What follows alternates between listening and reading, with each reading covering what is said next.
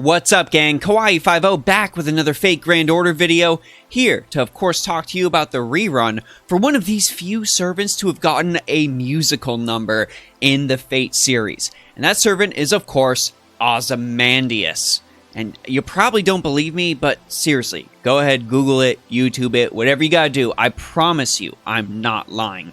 But listen, when this pharaoh isn't off singing, he is dealing some devastating damage to his opponents. And we're going to be going over the aspects of Ozymandias' kit, some great allies, some great craft essences, as well as some great command codes to help make this pharaoh really all he can be on your team. Hopefully, this video helps you out, and if it does, please go ahead, like, and subscribe, because that really helps me out too.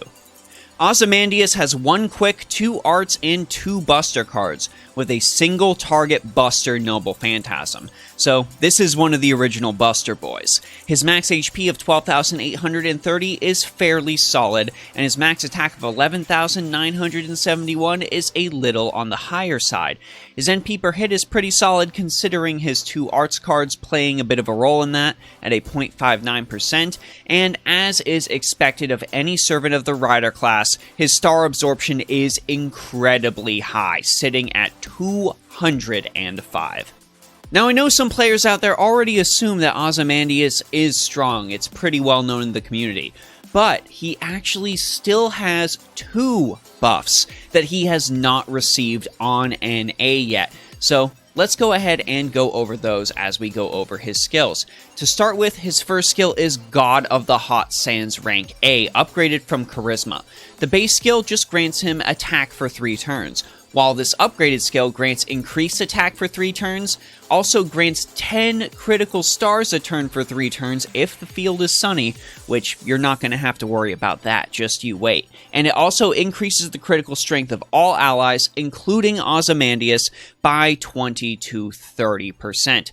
This skill is absolutely loaded, and some people would even argue, does Charisma even need a buff? But I really don't think anyone who has Ozymandias is going to complain about that.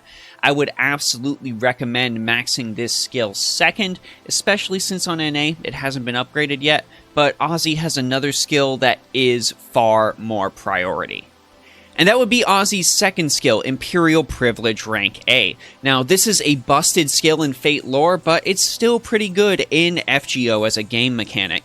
This has a 60% chance to increase his attack and defense by 20 to 40% for 3 turns. And remember, there's separate chances for that to proc on each, so you could get all of them, one of them, or none of them. The consistent effect, however, is that it will heal 1,000 to 3,000 HP off Ozymandias. There are plenty of ways to make this skill ultimately more consistent, through allies as well as other aspects of Ozzy's own kit. So I highly recommend that you max this first, because it is this pharaoh's primary damage steroid. And Ozzy's final skill is Protection of the Sun God rank A. This increases the NP gauge of all allies, including Ozzy, by 20%, and also increases the buff success rate of all allies by 20 to 40%. Now, I would actually put a little bit of a caveat on this skill. If you only have Ozymandias and don't have a strong buff success rate group of supporters for him, I would actually recommend maxing this first over Imperial Privilege. However, if you have the right allies, which we're going to go over a bit in the allies section, you can safely max this last because you've already got that support and the NP gauge isn't getting any better.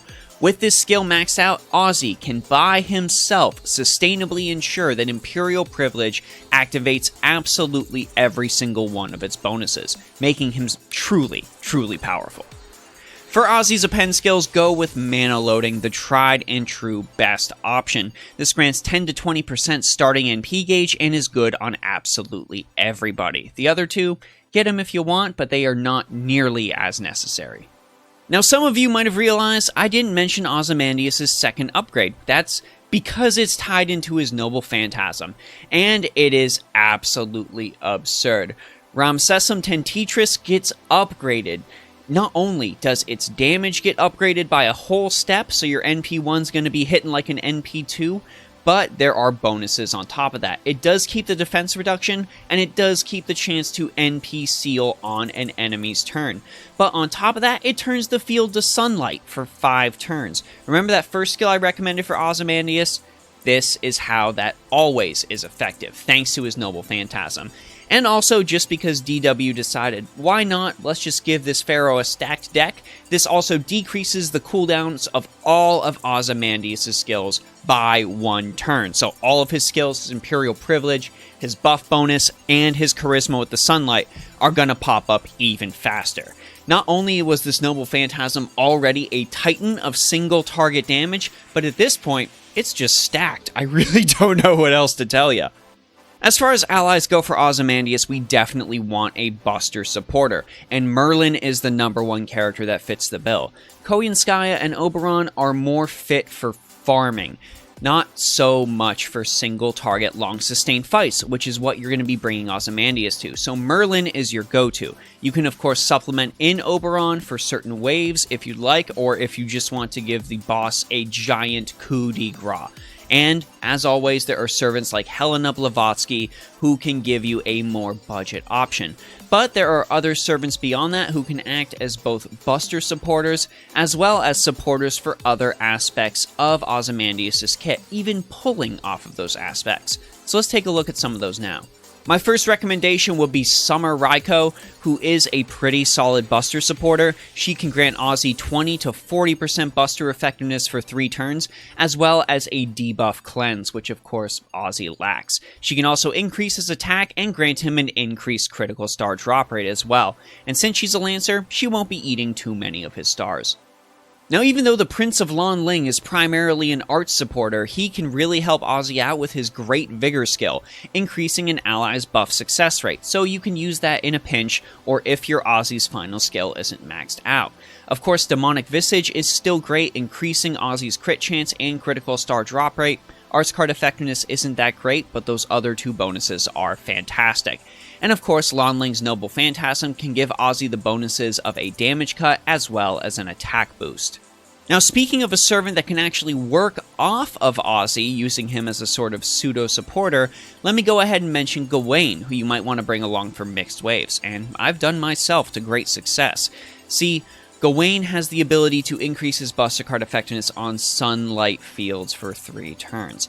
Now, normally Ozzy isn't going to be able to help with this, but once Ozymandias receives his buffs, you can go ahead and slot Gawain with him on the same team to add this Knight of the Round Table a little bit more consistency. Getting back to supporting Ozymandias, though, you can do a quick sub-in to help him out with Calamity Jane. If you have an ability to generate a lot of crit stars quickly in 1 turn, you can give Ozzy's O Polar Star Shine My Way skill from Calamity Jane, increasing his critical strength, critical star gather rate, granting him evade, ignore invincibility, as well as an NP steroid. Jane is a really fun character to combat suit in with an instant star generating craft essence, and it turns out Ozymandias can really benefit from a strategy like that. And finally, for a character to look forward to, there is of course Queen Himiko, able to grant Ozymandias an attack boost and 8 critical stars each turn for all allies for 3 turns. Stacking of course with the bonus Ozzy's going to get off of his skill, you should pretty much be getting 100% critical chance with Ozymandias for several turns. She can also of course increase Ozzy's Buster card effectiveness and critical strength with her Noble Phantasm, as well as grant him an NP overcharge bonus, allowing Ozymandias' Noble Phantasm to further reduce the enemy's defense, ensuring they'll fall a lot faster. When it comes to Ozymandias' craft essences, let's focus on Buster card effectiveness, NP strength, as well as critical strength, and a starting NP steroid doesn't hurt at all either. If you happen to have Aerial Drive, this can be a great budget option for Ozzy, granting him Buster card effectiveness, NP strength, and a starting NP gauge. Another craft essence that's great and budget is Holy Night Supper. You might have this rummaging around in your second archive. This grants starting NP gauge, critical damage, as well as NP damage. Of course, if you want to go ahead and maximize damage with Ozzy's Noble Phantasm, I've definitely got to recommend the Black Grail. The Black Grail, of course, being the strongest NP strength booster in the game at a cost of 500 HP per turn. But Imperial Privilege can just go ahead and recover you all that health. But if I had to personally pick a best craft essence for Ozymandias, I would personally have to go with Origin Bullet. I always throw this on my Ozymandias when I'm using him as my primary damage dealer, because odds are I'm taking him against a caster. Origin Bullet grants Ozzy permanent ignore invincibility, and also increases the damage against caster class enemies by 35 to 40%. So if your Ozzy wasn't already hitting like a train, he's going to be doing that now. And of course, let's talk command codes. When it comes to Ozzy's Buster cards, you're going to want to go ahead and chuck on there a command code that gives you a critical damage boost. The Crimson Hearted Liege's command seal is a great pick for this, increasing the critical damage of a Buster card by 15%. Mistress of the Heavens is the stronger version of this, increasing that critical damage by 25% instead. If you want to go ahead and give yourself some shenanigans, you can go ahead and give one of Ozzy's cards Good Wife Wise Fox. This increases his healing received by 50%, so you can go ahead and pump up the heals tied to Ozzy's Imperial Privilege skill. And of course, we are going to want some cleanses for Ozymandias since he can't really do that himself. So look for White Vessel as the premium option, or Code Cure from the Friend Point Gacha for your standard pick. Overall, gang, I legitimately believe that Ozymandias did not need any buffs. He was absolutely fine where he was, and he still was one of the premier single-target riders in the game. The man just launched with a very strong kit. It was absolutely absurd. But then he goes and receives two buffs which grant him a lot of gimmicks, reduce his skill cooldown, and grant him all of these extra abilities to gain critical stars, increase his attack. It's just absolutely insane. I would say if you ever have Ozymandias spook you from the story gacha, because that's a thing that can happen, or you end up pulling him on a banner where he is featured, you should rejoice. Because honestly, this pharaoh is the absolute pinnacle of the pharaohs. When Ozymandias says, "Look upon my works, ye mighty, and despair," the man is talking about his kit in Fate Grand Order. Truly a stellar servant that will go down in history. But of course, I want to know what you all think, so let me know your thoughts about Ozymandio down in the comments section below. Let me know if you've been using him as a premier rider for a long time, because I know a lot of people have. And let me know if you're excited for the buffs that he has coming down the pipeline. If you want to talk about Ozymandias, or really any Fate Grand Order servant, my Discord server is of course always open. I want to give a big thanks to the patrons on Patreon, the followers and subscribers on Twitch, and of course you subscribers here on YouTube for giving me a reason to hop on my PC and put these videos together every single day I work on them. You all seriously make it worth it, and I appreciate any and all support that you provide me. Anyways, gang, this is Kawaii50. I hope you all have a phenomenal day, and I'll see you all in the next video.